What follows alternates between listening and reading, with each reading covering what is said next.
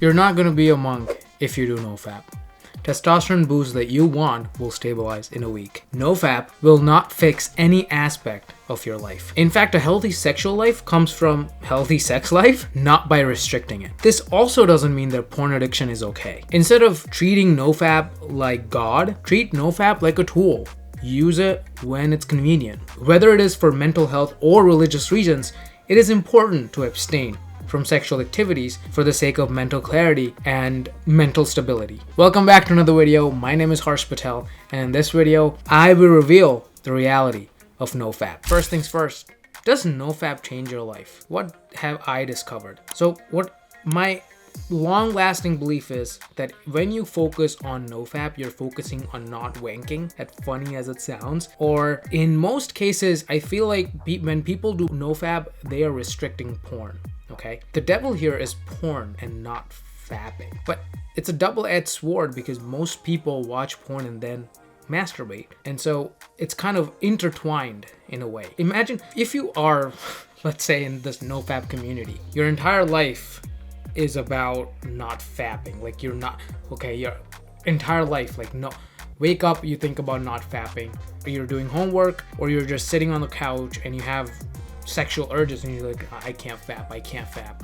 Like you're literally stressed out and your literally entire energy and attention is going on not fapping. But what about the time that you have missed to, let's say, have goals in your life, choosing a hard career, the steps to achieve that career path, or choosing a health goal, steps to achieve the health goal, choosing to be in a relationship, steps to be in a relationship, choosing to fix your regular relationships, your friendships, your family relationships. There are certain steps to achieve better relationships. And when you choose to fix aspects of your life, you forget about fapping, you forget about NoFap, and you forget about porn. When you have things to do in the aspects of your life, when you have a goal of losing 10 pounds or even building 10 pounds of muscle, you are literally filtering out what you can do, your capacity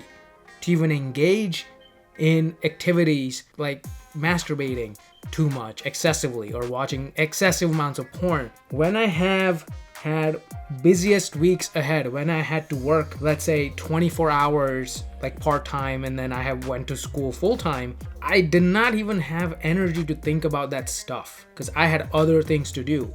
When you are full-time enrolled in a school, I'm talking about undergrad, okay? And then when you are working 24 hours, then you have goals of building muscle or lose fat. Then you have time for friends. Then you have time for your girlfriend.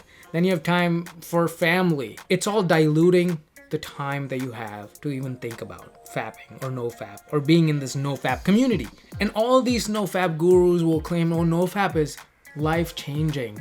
It's something, it's monk mode-like. It's something magical. And the hard pill to swallow for me is it's something that gives you enlightenment. And that to me is crazy.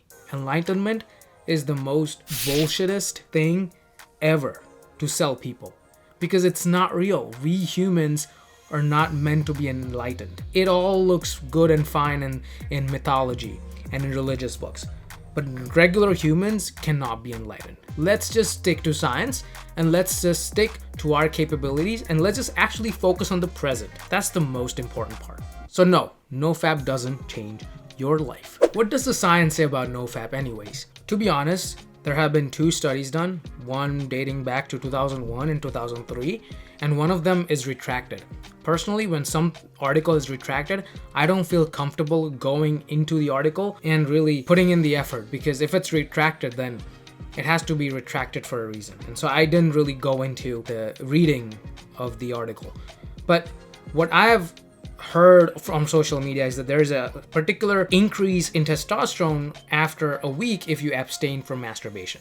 It might be true from one of these studies that I mentioned. I don't know if it's the retracted one, but when something increases, it doesn't stay increased. And that's the idea of homeostasis. For whatever reason, if testosterone was elevated after certain abstinence from masturbation, it was definitely not going to stay elevated if you were on NoFap for an extended period of time. That simply does not make makes sense as a person who believes in science and who has gone through all the hard science courses in my college life, okay? And there's so much complexity to testosterone. Even the research reviews that I've gone through about abstinence from masturbation and sex, they also identify that testosterone is really complex, okay? There's a transient increase and decrease of testosterone all the time. And some studies show that masturbation and watching other people have sex can have increase in testosterone, while some other studies have shown that there is a decrease in testosterone levels, even slight decrease in testosterone levels after you masturbate, okay? Double-edged sword, very complex. And then there are separate studies saying that having a healthy sex life has an increase and improvement in testosterone. And what am I supposed to believe, right? So what I believe is when you have a healthier sex life, I do believe that may increase testosterone, but honestly, this just focusing on one hormone and focusing on the effects of those hormones is just not fair, because there's a lot of things happening in the body. We are no experts, even I'm a no expert. But when you are expert of none, you kind of believe that something is magical, and that is the trap of NoFap. Lastly, the debate on sperm quality, right? Abstinence may, let's say, improve sperm quality. The research review that I have read that also said that there is a mixed data on this. We don't really know if abstinence improves sperm quality, but we do know that healthy sleeping habits, a healthy sex life, healthy romantic life, exercise routine, and nutrition may definitely positively benefit your sperm quality. So which side I am on? Is it the sexual abstinence side or the healthy habits and lifestyle side? Definitely on the healthy habits and lifestyle side, because I know that choosing a healthier lifestyle 90% of the time will give me a boost in sperm quality instead of abstaining from a stupid habit, okay? Now, the research review I read had an interesting study done, and they went to Reddit and asked people, why do you abstain from sex? Or why do you abstain from masturbation?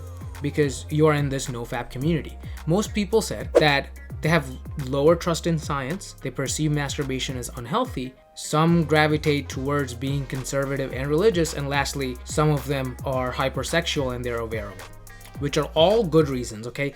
Individuals should have choice to choose whatever they want. But I feel like individuals are not supposed to force people into believing something is magical and mystical and almost gives you enlightenment. I think that's unethical. They can live however they want, but do not force other people to believe in your similar ideology.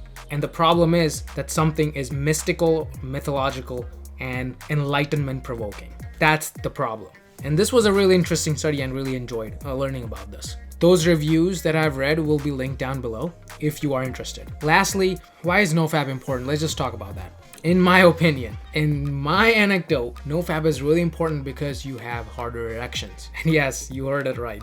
Harder erections. This is the first time I'm using the word erections on this channel. Feels like a little ashamed of myself because of the stigma around sexual health. Well, it's a science-based channel, so I don't really care. My personal anecdote, and I do feel like having harder erections is the greatest representation of sexual health, because how are you going to base sexual health on? You cannot rely on testosterone, because testosterone, it varies so much from individual to individual, from men to men, female to female. We cannot rely on testosterone levels on sexual health, right?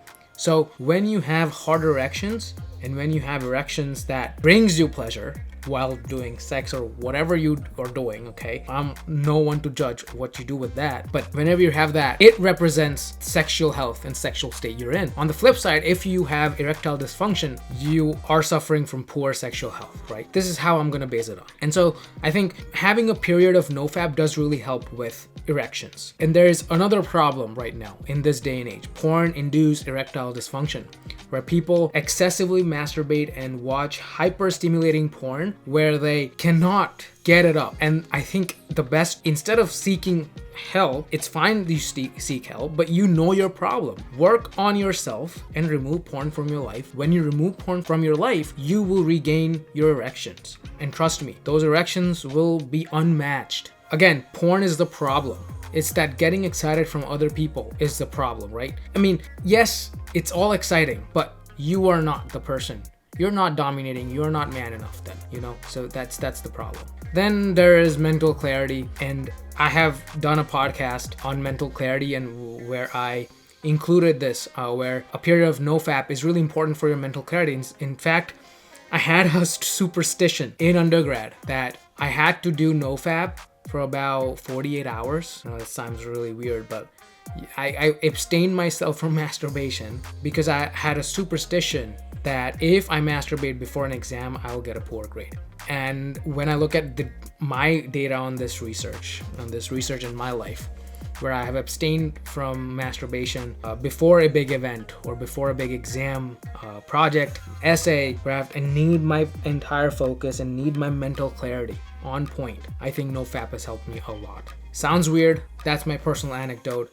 I'm trying to be real, trying to give you the most science-backed and also personal anecdote that really helps you out in a non-nuanced way, okay? Now, is that really a superstition that I currently hold? Maybe not, but we'll see next year. But again, use NoFap as a tool. Don't waste your life on it, okay? Most importantly, stay true to your biological urges. Break your NoFap streak, whatever it is, when you all have urges. It's better to break your streak than to be stressed about NoFap. So I hope you like this video. Thank you for stopping by and watching this entire video, and I cannot be grateful for the support that I've received on this channel. We are going to pump more content out in this. I'm not a leader in this. I'm not anyone who is kind of leading my community of people. I'm just a person that's watching. I'm an average person who's trying to figure out a way in this hard world, and we can get through this together. Nuance is sometimes hard to understand, but when I try to understand something in a nuanced way, I try to share it with others. And that's my goal on this channel. Thank you for watching. I'll catch you in another episode of The Patel Perspective or a YouTube video. See ya.